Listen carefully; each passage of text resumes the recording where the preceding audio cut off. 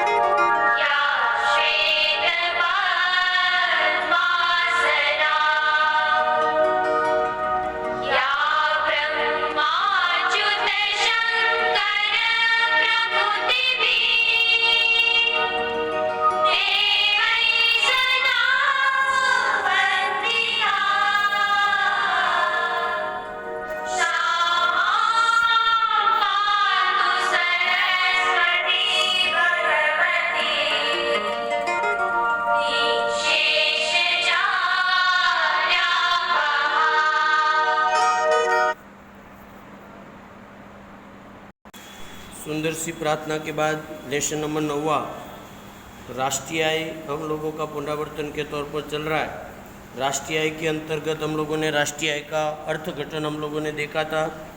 उसके बाद अलग अलग विद्वानों ने जो राष्ट्रीय आय की परिभाषा दी उनके बारे में भी देखने का हमने प्रयत्न किया था। उसके बाद इसके पहले की वीडियो में हमने राष्ट्रीय आय और राष्ट्रीय उत्पाद का अर्थ भी देखा और राष्ट्रीय आय के चक्रीय प्रवाह के अंतर्गत कौन कौन से अर्थतंत्र का समावेश होता है उनके बारे में भी देखने का प्रयत्न किया। आज मैं जिन मुद्दों की बात करने वाला हूँ पेज नंबर 95 पर, ऐसे तो आपका पूरा सवाल है कि अलिप्त अर्थतंत्र में आय का चक्रीय प्रवाह।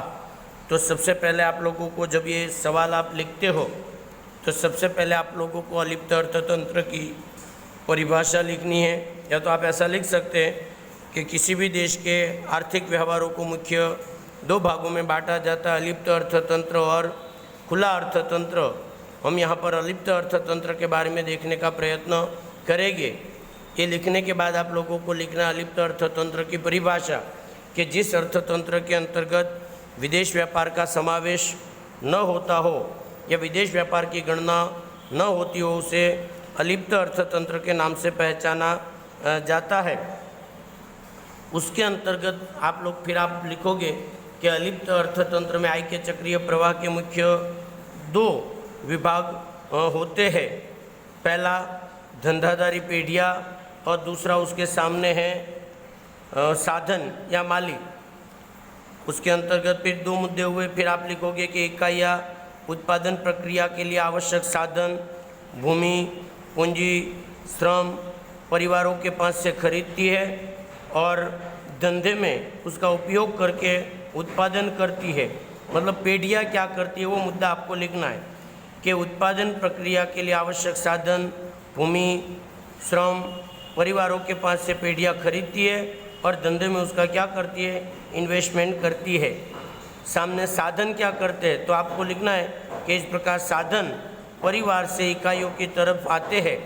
साधनों के उपयोग के बदलते इकाई या परिवार के साधन मालिकों को भाड़ा, वेतन, ब्याज, लाभ के रूप में क्या करते हैं, मुआवजा चुकाते हैं। अगर आप लोग आकृति देख रहे तो ऊपर का देखो कि उत्पादन पेढ़ियाँ साधन या मालिक परिवार से क्या करती है, भाड़ा, ब्याज, वेतन और लाभ चुकाती है और बदले में उनसे भूमि, पूंजी, श्रम और नियोजन क्या करती है, प्राप्त करती है। उसी क्रम में 2 मुद्दे हो गए ऊपर के पेढ़ियाँ मतलब भूमि, पूंजी, श्रम और नियोजन ऊपर से खरीदती है और बदले में भाड़ा, ब्याज, वेतन और लाभ चुकाती है। ठीक उसी प्रकार 2 मुद्दे बनेंगे साधन मालिक या परिवार का। परिवार क्या करता है जो तैयार वस्तु पेढ़ियों ने उत्पादन की है, वो तैयार वस्तुओं को पेढ़ियाँ क्या करेगी, इकाइयों से खरीदेगी, और जब वस्तु खरीदेगी तो बदले में उनको भुगतान भी करना पड़ेगा। अर्थात जो परिवार की आय है, जो पेढ़ियों का खर्च है वो परिवार की आय बनती है, और परिवार का खर्च है वो पेढ़ियों की आय बनती है। अर्थात पैसा जो लेन देन है वो परिवार से पेढ़ियों की तरफ और पेढ़ियों से परिवार की तरफ आता जाता रहता है, उसे आय का चक्रीय प्रवाह कहा जाता है।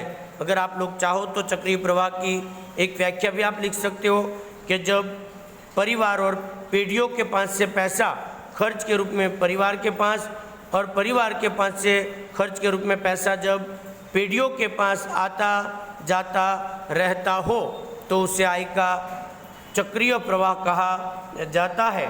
और इस प्रकार से आप लोगों को शुरुआत के मुद्दे लिखने हैं, प्रस्तावना लिखनी है, 2 भागों में बटा है, दोनों भागों को समझाना है कि परिवार क्या करते हैं 2 मुद्दे में पेढ़ियों को समझाना है, और उसके बाद आपको आकृति बनानी है, और आकृति बनाने के बाद आप लोगों को उसका विश्लेषण लिखना भी जरूरी है।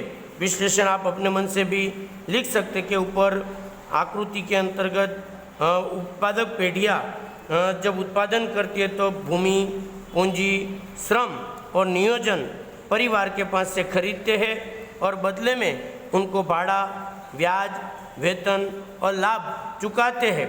और उसी क्रम में आप लोगों को नीचे का निष्कर्ष लिखना है कि परिवार अपने पास जो पैसा आया वो पैसों के द्वारा जो पेढ़ियों ने उत्पादन की वो तैयार वस्तुओं को क्या करते हैं, खरीदते हैं, और बदले में उनको पैसों का भुगतान करते हैं। इस प्रकार पेढ़ियों की आय परिवार के पास और परिवार की आय पेढ़ियों के पास बार बार आती जाती रहती है, इसलिए इसको आय का चक्रीय प्रवाह कहा जाता है।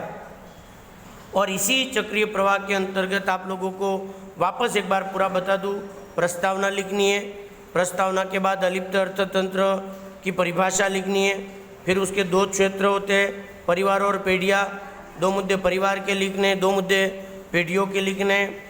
उसके बाद आपको आकृति बनानी है, और आकृति के बाद बनाने के बाद आपको उनका विश्लेषण 3 से 4 मुद्दे में कंपल्सरी विश्लेषण करना रहेगा, और लास्ट में फिर उसका निष्कर्ष आपको लिखना है कि इस प्रकार पेढ़ियों के पास से आय परिवार के पास और परिवार के पास से आय पेढ़ियों के पास बार बार आती जाती रहती, इसलिए इसे आय का चक्रीय प्रवाह कहा जाता है।